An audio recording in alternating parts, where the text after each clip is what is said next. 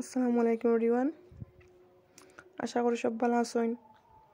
আমি আজকে আপনার লগে শেয়ার করবো দই চিড়া রেসিপি। ইফতারের সময় এই আইটেমটা মাস্ট বানানি লাগে। খানোর লাগি একটু ঠান্ডা ঠান্ডা বা তেল ছাড়া কিছু খাইলে সারাদিনের রোজা রাখতে অনেক ভালো লাগে,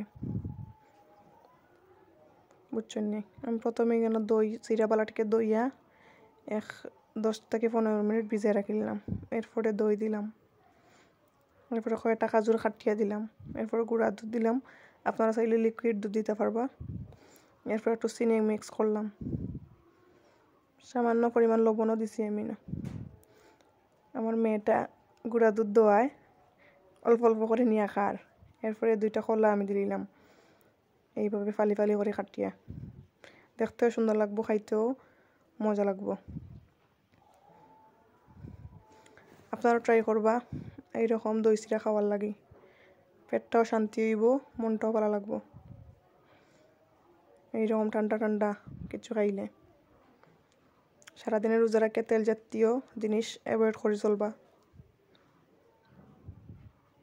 আমরাও খাই তেল জাতীয় জিনিস, 1 মাস তো খাইমো, সমস্যা নাই। ভালো লাগলে লাইক কমেন্ট শেয়ার করি পাশে থাকবা। ধন্যবাদ। আসসালামু আলাইকুম।